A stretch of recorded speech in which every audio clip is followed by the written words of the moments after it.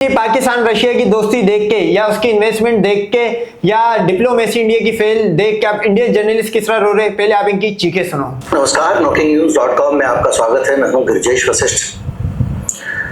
पाकिस्तान ने एक झटका दे दिया है, या कहें कि रूस ने एक झटका दे दिया है। और एक खबर आई है जो सब जगह प्रकाशित हुई है, जिसमें ये बताया जा रहा है कि रूस और पाकिस्तान के बीच में एक समझौता हो गया है। शहबाज शरीफ पुतिन से मिलके आए हैं और एक समझौता कर लिया है। मेरा दोस्त पाकिस्तान के साथ, और पाकिस्तान यानी मेरा दुश्मन, मेरा दोस्त मेरे दुश्मन के साथ कलबैया डाल रहा है। और थोड़ा बहुत नहीं, उसने एक बड़ा समझौता किया है जिसमें रक्षा, व्यापारिक, ऊर्जा और अलग अलग क्षेत्रों में सहयोग किया जाएगा। 2.6 अरब डॉलर के समझौते की बात है। ये कैसे हुआ? रूस ने हमको दगा कैसे दिया? और क्या हमने रूस को दगा दिया? क्या है हकीकत? क्यों हमारे दोस्त एक एक करके हमसे दूरी बना रहे हैं? 10 साल में हमारी विदेश नीति में कहां खोट रह गई है? आज हम इसको समझेंगे इस वीडियो में बहुत तफसील से। बहुत ज्यादा आपको जानकारी मिलेगी। आप अपने आप को विदेश नीति के जानकार के तौर पे पाएंगे इस वीडियो के बाद में, और जहां चाहे वहां आप आर्ग्यू करेंगे और आपके पास लॉजिक ही लॉजिक होंगे। तो मसला यह है कि रूस जो है वो पाकिस्तान का सगा हो गया। अब सगा कैसे हो गया, इसको समझने के लिए आपको भारत के रवैये को समझना पड़ेगा। दरअसल मोदी जी जब 2015 में सत्ता में आए तो भारत की विदेश नीति में एक छोटा सा ट्विस्ट आया। ट्विस्ट क्या आया? ट्विस्ट ये आया कि भारत सबके साथ डेट करने लगा और सबको ये एहसास कराने लगा कि तुम ही मेरी जानू है, तू ही मेरी दिलबर।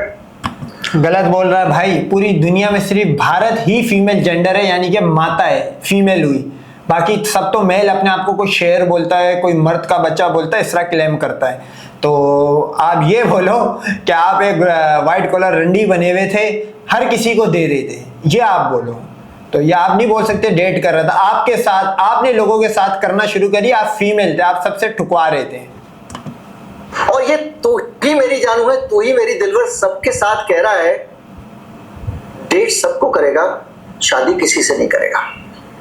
ये जो एक नया रूप भारत का सामने आया, मतलब भारत माता देती सबको है, शादी नहीं करेगी, ये कह रहा है। उसके बाद सारी महबूबाओं ने सावधान रहना शुरू कर दिया कि भैया इसके भरोसे नहीं रहना है। जब तक इसके साथ खड़े रहो, लेकिन ये ट्रस्ट वर्दी नहीं। भारत सोच रहा था कि मैं अपने आप को बैलेंस कर रहा हूं, सबसे समान दूरी बना रहा हूं, सबको साध के चल लूंगा। लेकिन सबको साधे जब जाओगे तो कोई नहीं सकता। 4 major signs. It's not your first time living on the earth. In past life you were a healer. अकेले रह जाते हो, ये उसका नतीजा है। नतीजा ये है कि जैसे ही मोदी जी आए, उसके 2 साल के अंदर, क्योंकि मोदी जी आए, संघ परिवार का पूरा प्रेम जो है वो अमेरिका के साथ में है और अंदर खाते चीन के साथ में भी है। हमेशा से इनका ओरिएंटेशन अमेरिका, और कुछ लोग विद्वानों का मानना यह है कि 2017 की जब बोल्शेविक क्रांति हुई, यानी सोवियत संघ बना जब, तो पूरी दुनिया में रूस की उस विचारधारा, वामपंथी विचारधारा के पक्ष में लोग खड़े होने शुरू हो गए। भारत में भी उसकी लहर आई। उस लहर में अमेरिका, ब्रिटेन, ये सब लोग अपने आप को अकेला पा रहे थे। तो इन्होंने भारत में जब कम्युनिस्ट आंदोलन इतना बढ़ने लग गया तो उसके पैरेलल खड़ा करने की कोशिश की और आरएसएस को उसी के लिए चुना गया। ये पुरानी बात है, लेकिन 2014 आरएसएस वही है, वो नहीं लंड भक्त होते, वो राम गांडू के पुजारी, ये उनकी बात कर रहा है। संघ परिवार वही है।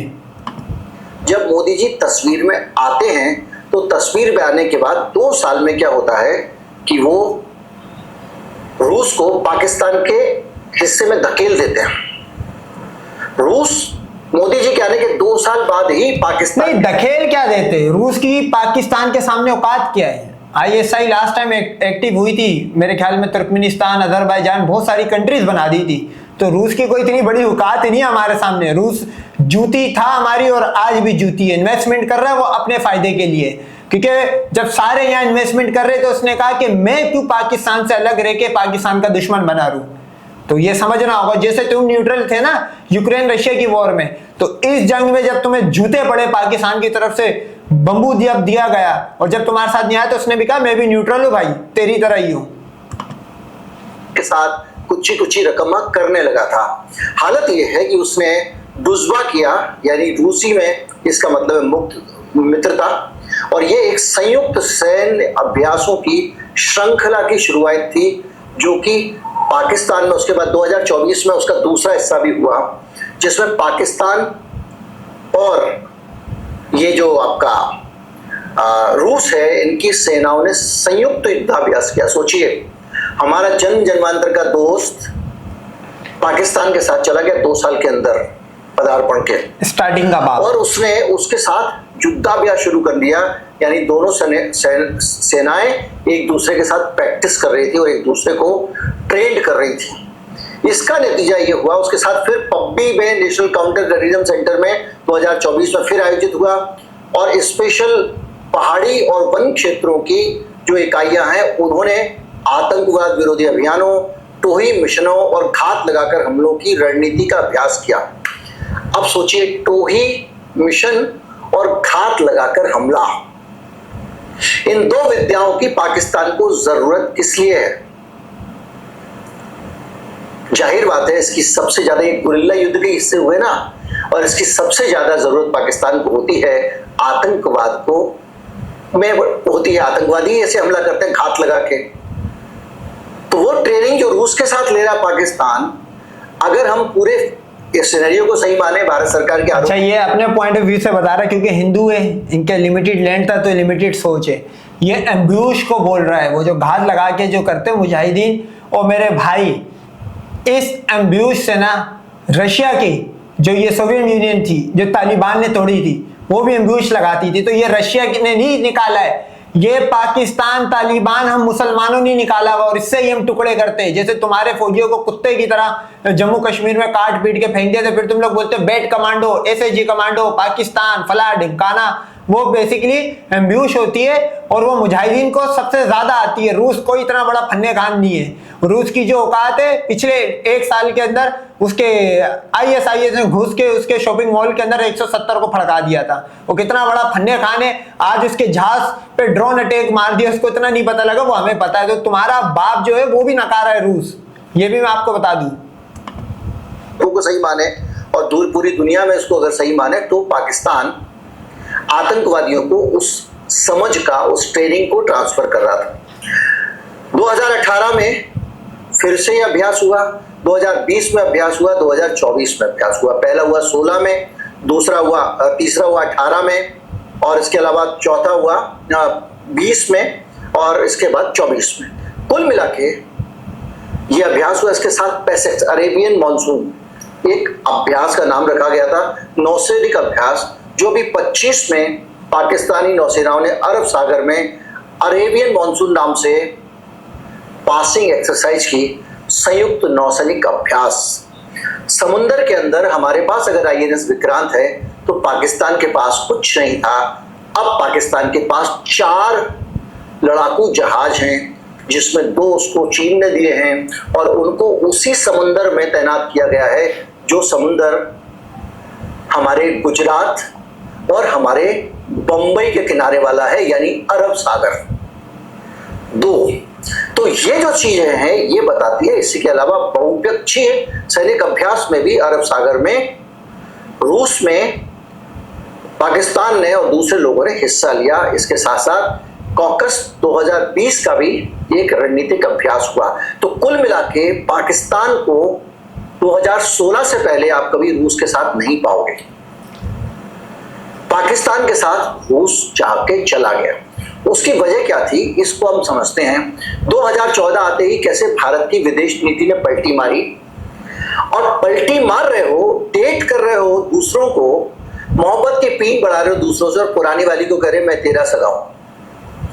हुआ ये कि 2014 के पास सीधे सीधे मोदी सरकार ने बहुत सारी लटकी हुई चीजों को दोबारा से आगे बढ़ाया, जैसे कि क्वाड क्या है? 4 देशों का एक समूह है जो चीन की घेराबंदी करने के लिए काम करता है। लेकिन ये समूह अमेरिका का समूह है और अमेरिका चीन की घेराबंदी से ज्यादा इस पूरे इलाके में भारत के साथ मिलकर, ऑस्ट्रेलिया के साथ मिलकर अपना दखल बढ़ाना चाहता है। इन्हीं मोदी जी ने 2014 या 15 के आसपास बाकायदा पाकिस्तान के साथ एक लिखित समझौता किया कि आपके जो हवाई अड्डे हैं उसको भारत की सेना इस्तेमाल कर सकती है, भारत के हवाई अड्डों को अमेरिका की कर सकती है। कहने को लगता है कि ठीक है, हम पाकिस्तान के अमेरिका के हवाई अड्डे इस्तेमाल कर लेंगे, वो हमारा कर लेगा, इसमें गलत क्या है। लेकिन हमको उनके हवाई अड्डे इस्तेमाल करने की जरूरत क्यों पड़ेगी हमारी सेना को। लेकिन उनको भारत के हवाई अड्डे अगर इस्तेमाल करने को मिलते हैं तो उनके पास एक ठिकाना हो गया। अमेरिका का ठिकाना पहले कौन सा होता था? पाकिस्तान होता था। कब होता था? जब वहां पर अफगानिस्तान में उसके आतंकवाद विरोधी अभियान चल रहे थे। पाकिस्तान, ब्रिटेन, अमेरिका, इन सब लोग मिलकर अभियान चला रहे थे। पाकिस्तान की आईएसआई को मोटा पैसा अमेरिका से मिला करता था। अब क्या हुआ, इसके कारण जो है वो रूस को ये लगने लगा कि भाई ये तो क्वाड में बैठ गए, अमेरिका के पाले में चले गए। 2007 में ही क्वाड की शुरुआत हुई थी, उसके बाद में ठंडे बस्ते में चला गया था। मोदी जी ने आते ही सबसे पहले क्वाड को एकदम एक्टिवेट करना उसमें शुरू हो गया, बड़े उत्साह से हिस्सा लिया क्योंकि बड़े बड़े देशों के साथ बैठने को मिलेगा। और उसके कारण ये हुआ कि फ्री एंड ओपन नेविगेशन की जो अमेरिकी नीति थी उसको भारत ने दे दिया समर्थन, जो रूस और चीन की नीति से अलग है। अब ये जो है कुल मिला के जो साउथ चाइना सी है वहां से हर कोई निकल जाए, कोई जब मर्जी मुंह उठा के चल दे, इसका मसला है। और साउथ चाइना सी पे चीन रखता है अपना कब्जा, तो जापान को दी एंड। क्या आपने सुना कि ये डेट कर रहा है और ये कर रहा है, सबको साथ ले ये होशियार बने थे, अपने आप को चौड़ा बनाने चले थे और रखेल टाइप की स्टेट बनने चली थी, लेकिन फ्लॉप हो गया। तो बहरहाल इसी तरह की और रिएक्शन वीडियो के लिए हमारे चैनल को सब्सक्राइब करें। Cricket with Rao.